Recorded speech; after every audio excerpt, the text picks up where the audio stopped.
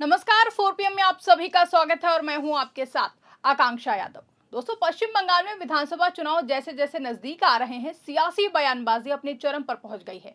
एक तरफ प्रधानमंत्री नरेंद्र मोदी ने सिलीगुड़ी की रैली से तृणमूल कांग्रेस पर जोरदार हमला बोला है, तो वहीं दूसरी तरफ मुख्यमंत्री ममता बनर्जी ने भी उसी तीखे अंदाज में करारा जवाब देते हुए बीजेपी पर गंभीर आरोप लगाया है और कहा है कि भारतीय जनता पार्टी चुनाव से पहले मतदाताओं को रिश्वत देती है और मतदाता सूचियों के एसआईआर को हाल के दिनों में देश का सबसे बड़ा घोटाला करार दिया है, जिससे पश्चिम बंगाल का सियासी पारा हाई हो गया है। दरअसल सिलीगुड़ी में आयोजित जनसभा में प्रधानमंत्री नरेंद्र मोदी ने तृणमूल कांग्रेस सरकार पर तीखा हमला बोलते हुए कहा कि पिछले 15 सालों में राज्य का विकास ठप हो गया है। पीएम मोदी ने आरोप लगाया कि सरकार ने संसाधनों का सही इस्तेमाल नहीं किया है और क्षेत्रीय असंतुलन को बढ़ावा दिया है। पीएम मोदी ने खासतौर पर उत्तर बंगाल का मुद्दा उठाया और कहा कि यहां के विकास के लिए पर्याप्त बजट नहीं दिया गया। उन्होंने ये भी कहा कि राज्य सरकार की नीतियां आदिवासी महिलाओं और युवाओं के खिलाफ हैं। इसके साथ ही प्रधानमंत्री मोदी ने डबल इंजन सरकार का नारा देते हुए दावा किया कि अगर केंद्र और राज्य में एक ही पार्टी की सरकार होगी तो विकास की रफ्तार दोगुनी हो जाएगी।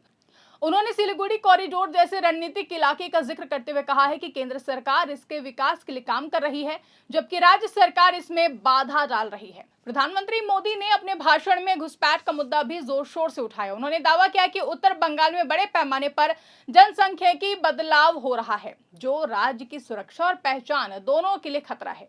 ये मुद्दा बीजेपी के चुनावी एजेंडे का अहम हिस्सा रहा है और इसके जरिए पार्टी सीमावर्ती इलाकों में मतदाताओं को प्रभावित करने की कोशिश कर रही है।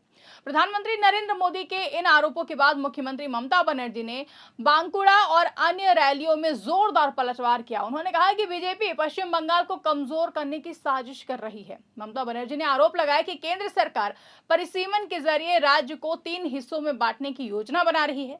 उन्होंने ये भी कहा है कि कुछ क्षेत्रों को बिहार और ओडिशा में मिलाने की बात की जा रही है, जिससे बंगाल की पहचान और वहां के लोगों के अधिकारों पर असर पड़ेगा।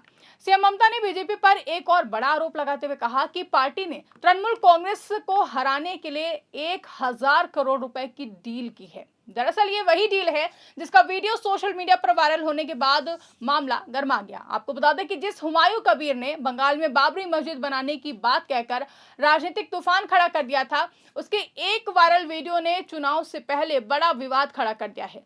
सोशल मीडिया पर वायरल इस वीडियो को टीएमसी ने जारी किया है और दावा किया है कि ममता बनर्जी को हराने के लिए हुमायूं कबीर ने बीजेपी से 1000 करोड़ रुपए की मांग की थी। आज सत्ता की आंखों में आंखें डालकर पत्रकारिता करना मुश्किल हो गया है। हमारे 4 PM नेशनल यूट्यूब और फेसबुक चैनल को, जिसे आपका प्यार और विश्वास हमेशा से मिलता रहा है, उसे बंद करके सरकार ने यह साबित कर दिया है कि वो आपके सवालों से कितना डरती है। मुश्किल दौर है, लेकिन हम ना रुके थे और ना ही रुकेंगे। हम सच के लिए हमेशा लड़ते रहेंगे। ऐसे में 4 PM यूपी को ज्यादा से ज्यादा ज्वाइन करें और स्वतंत्र पत्रकारिता को जिंदा रखने के लिए जितना हो सके उतना हमारा आर्थिक सहयोग करें। आपके सहयोग से ये जंग हम जीत कर रहेंगे। टीएमसी ने वीडियो के आधार पर दावा किया कि हुमायूं नेता प्रतिपक्ष शुभेंदु अधिकारी और मध्य प्रदेश के मुख्यमंत्री मोहन यादव के संपर्क में थे। टीएमसी ने ईडी से इस मामले की जांच कराने की मांग की है। वहीं सोशल मीडिया पर इसे स्टिंग ऑपरेशन बताया जा रहा है, लेकिन हुमायूं कबीर ने इसे एआई वीडियो कहकर खारिज कर दिया है और कहा है कि अगर उनके पास बीजेपी नेताओं से मिलने के सबूत हैं तो वो जारी करें। हालांकि हम सभी जानते हैं कि आजकल जब वीडियो वायरल हो जाता है तो लोग एआई शब्द का बेहद ही अच्छे तरीके से इस्तेमाल करते हैं और कह देते हैं ये एक फर्जी वीडियो है, एआई वीडियो है। हालांकि इस आरोप के समर्थन में कोई ठोस सबूत अभी तक सामने नहीं आए हैं, लेकिन चुनावी माहौल में इस तरह के आरोप मतदाताओं के बीच चर्चा का विषय बन जाते हैं। वहीं अब सीएम ममता बनर्जी ने पीएम मोदी के आरोपों पर पलटवार करते हुए चुनावी प्रक्रिया को लेकर भी सवाल उठाए हैं। उन्होंने कहा है कि राज्य में तैनात केंद्रीय बल तलाशी के नाम पर महिलाओं के साथ अपमानजनक व्यवहार कर रहे हैं। उन्होंने दावा किया है कि महिलाओं की जबरन तलाशी ली जा रही है और उनकी गरिमा का ध्यान नहीं रखा जा रहा है। यह मुद्दा खासतौर पर महिला मतदाताओं को प्रभावित करने की कोशिश के रूप में देखा जा रहा है। मुख्यमंत्री ने मतदाता सूची के एसआईआर को लेकर भी बीजेपी पर हमला बोला है। उन्होंने इसे देश का सबसे बड़ा घोटाला बताते हुए आरोप लगाया कि इसके जरिए वोटरों के नाम हटाने और चुनाव को प्रभावित करने की कोशिश की जा रही है। ममता बनर्जी ने लोगों से सतर्क रहने की अपील करते हुए कहा है कि वो वोटिंग मशीनों पर नजर रखें और किसी भी तरह की गड़बड़ी को तुरंत ही उजागर करें।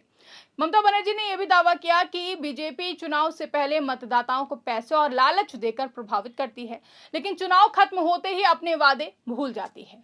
उन्होंने बिहार चुनाव का उदाहरण देते हुए कहा कि वहां भी इसी तरह के वादे किए गए थे जो बाद में पूरे नहीं हुए हैं। सीएम ममता ने यह भी आरोप लगाया है कि उन्हें कई जगहों पर रैली करने की अनुमति नहीं दी गई है, जबकि बीजेपी नेताओं को तुरंत मंजूरी मिल जाती है। यह आरोप चुनावी निष्पक्षता पर सवाल खड़ा करता है और प्रशासनिक पक्षपात की ओर इशारा भी करता है। अगर पूरे घटनाक्रम को ध्यान से देखें तो साफ है कि दोनों ही पार्टियां अलग अलग मुद्दों के जरिए मतदाताओं को साधने की कोशिश कर रही है। बीजेपी विकास, राष्ट्रीय सुरक्षा और घुसपैठ जैसे मुद्दों की प्रमुखता से उसे उठा रहे हैं और चर्चा कर रहे हैं।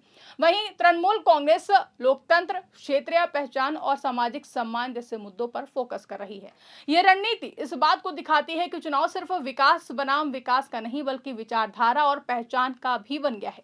इस तरह की तीखी बयानबाजी का असर मतदाताओं पर जरूर पड़ता है। जहां एक और कुछ लोग विकास के मुद्दे से प्रभावित होते हैं, तो वहीं दूसरी ओर भावनात्मक और पहचान से जुड़े मुद्दे भी लोगों को प्रभावित करते हैं। जहां महिलाओं, युवाओं और ग्रामीण मतदाताओं को लेकर दोनों ही पार्टियां अलग अलग संदेश देने की कोशिश कर रही हैं। चुनाव की अहम तारीखों की अगर हम बात करें तो पश्चिम बंगाल में इस बार चुनाव 2 चरणों में होने जा रहे हैं। पहला चरण 23 अप्रैल को है, जिसके तहत उस दिन 152 सीटों पर मतदान होगा। तो वहीं 29 अप्रैल को दूसरे चरण के तहत 142 सीटों पर वोटिंग होगी। इसके बाद 4 मई को मतगणना होगी। इस बार चरणों की संख्या कम रखी गई है ताकि चुनाव प्रक्रिया को तेज और सरल बनाया जा सके।